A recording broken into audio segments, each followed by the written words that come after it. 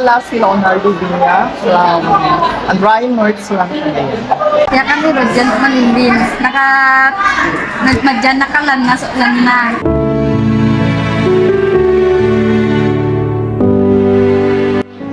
Ang isang pagiging working student ay isang hamon na haharapin ng marami sa atin.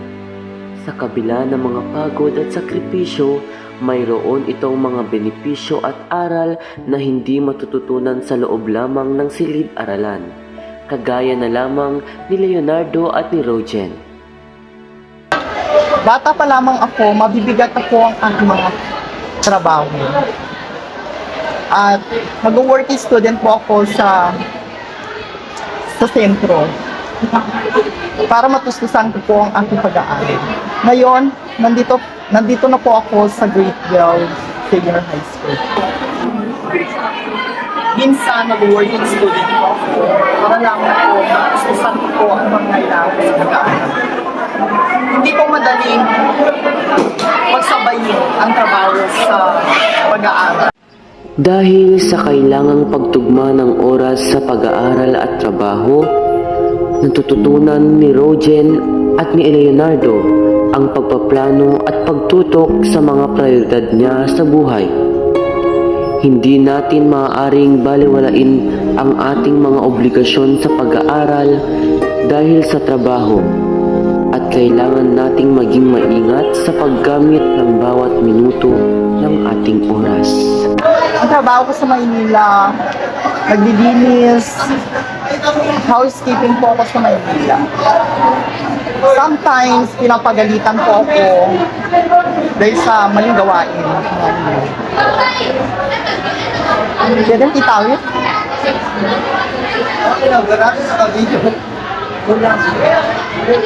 Makarwa mapapalangan magpay, pero tinitiis ko yo, kwayo, niyo kayo din yata.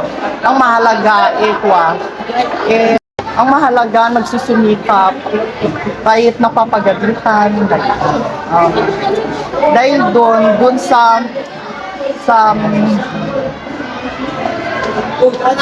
dahil kanina napapalangan natutunak nga kwa kunyo balat tayo makitrabaho nga nagdidiyat mari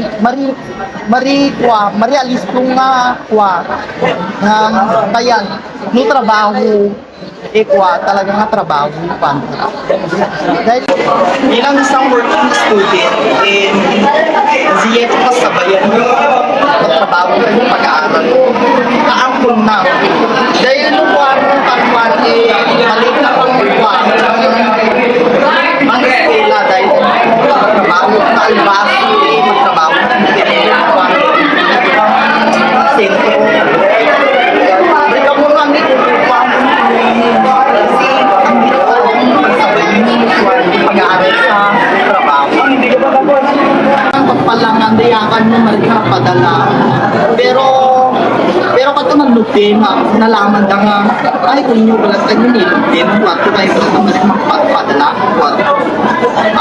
dahil kami na napasayak yung pamilya napasayak yung magulang ko kahit papano makaraos na take yung kang siyak nakon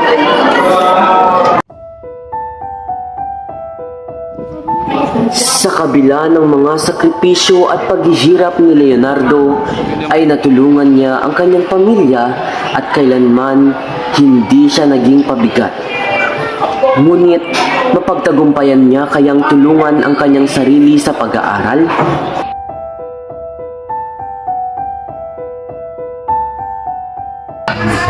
Kaya kami Rodjan Manindin. Nagmadyan na kalan na lang na. Matrabaho na kasentro. Bilang working student, dapat matyaga ka. Kasi dapat mabait ka kung customer.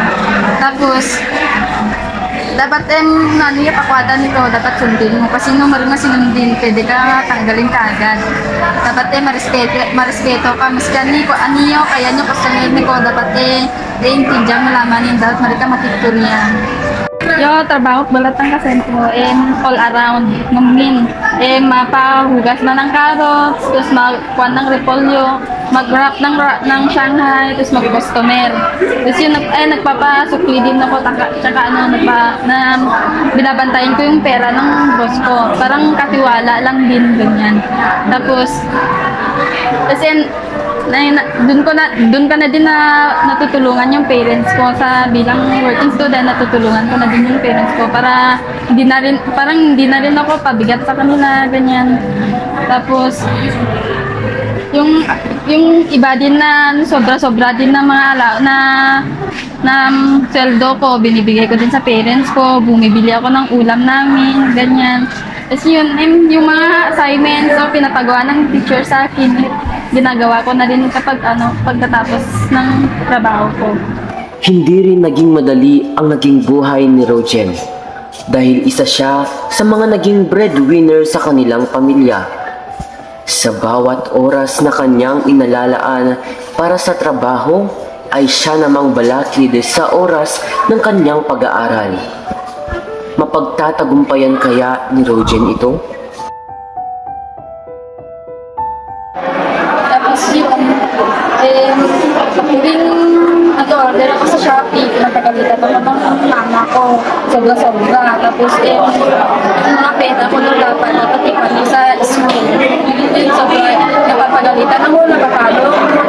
Kahit andyan lang ako sa labas, pinapagalitan na ako.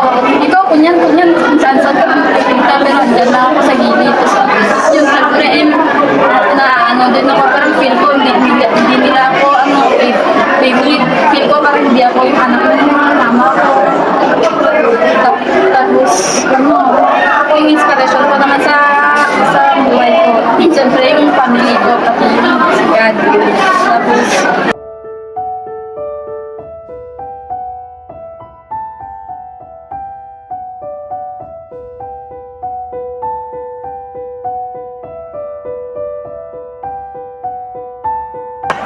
ang masasabi ko lang sa ka-student ko, kung gusto nyong palitan ang pagod ng pamilya mo, dapat umpisahan nyo na lang ngayon.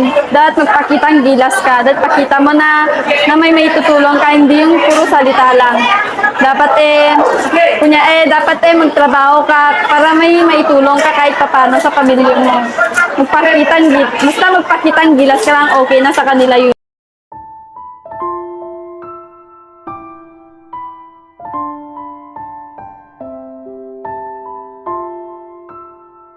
Yung mga kapwa kong working student, magpakasipag kayo dahil alam ko, dahil naniniwala ko na may mararating ko sa buhay.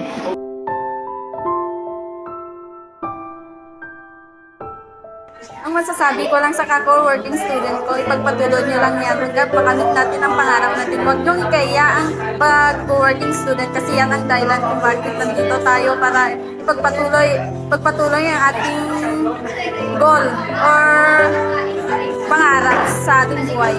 Kaya magsipag lang at magtyaga lang tayo. Huwag natin pansinin ang mga feedback ng mga student natin na, uy, ganyan, hindi ka ba nahiya sa mga nag-working student? Para sa akin hindi kasi nakaka-proud bilang sa akin na nakakatulong tayo sa pamilya natin kahit papaano.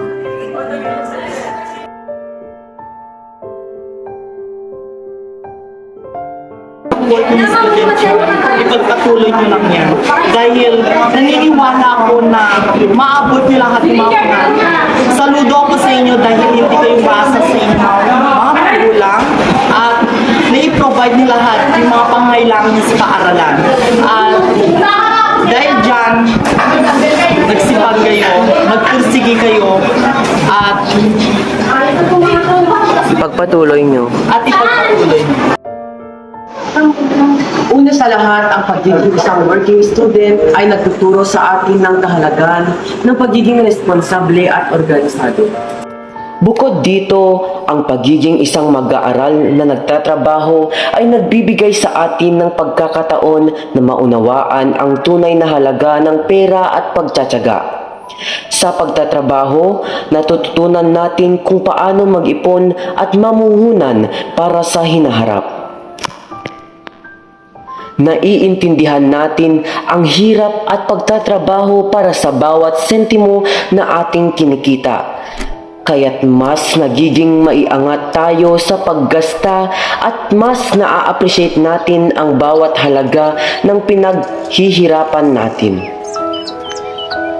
Sa huli, ang pagiging isang mag-aaral na nagtatrabaho ay nagpapatibay sa ating determinasyon at pagpupursige. Sa harap ng mga pagsubok at pagod, patuloy tayong lumalaban at nagtitiwala sa ating sarili na kayang-kaya nating marating ang ating mga pangarap. Ito ay isang patunay ng ating kakayahan at pagiging matatag sa harap ng hamon ng buhay. Ang pagiging isang mag-aaral na nagtatrabaho ay hindi lamang tungkol sa pagtutulungan ng pag-aaral at trabaho. Ito rin ay tungkol sa pagpapalakas ng ating mga kakayahan, pag-unlad ng ating pagkatao at paghanda para sa hinaharap. Ang bawat pagod at sakripisyo ay nagdudulot ng mga aral at tagumpay na hindi kayang pantayan ng kahit anong kayamanan o karangyaan.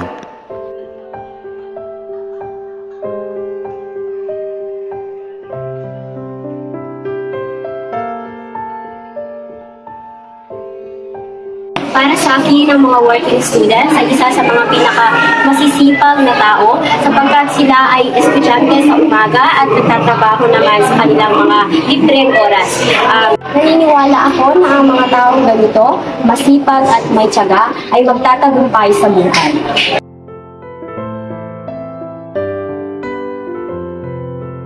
Ang masasabi ko bilang hindi working student, napaka-precise, napakatatag ninyo, at stay strong. Dahil hindi ko alam kung ano man ang inyong pinagdadaanan at hirap na inyong kinahaharap sa pang-araw-araw na pangyayari sa inyong buhay. Naway lagi niyong piliin ang maging matatag at gumawa ng tama sa amidst chaos and struggles in your life. Para sa ating mga working student, ako'y labis na natutuwa at proud sa inyo dahil ako mismo, hindi ko alam paano mag-organize ng aking mga gagawin, even time management, I can do it. While you students, while studying, you are also working, and I am so proud of that. And may you always pursue your dreams.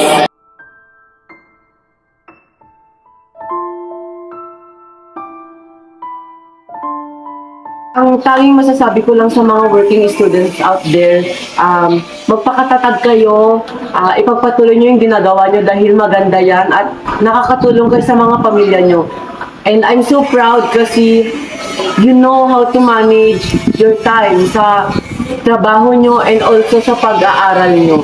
And yung gagawain yan is nagiging halimbawa sa aming mga ordinary lang na students na wow, may mga students palang kagaya namin na nagtatrabaho sa ganitong time, na mag-aaral sa ganitong time na kami is dito lang, dyan lang, aral dito, aral doon, na palamunin pa rin.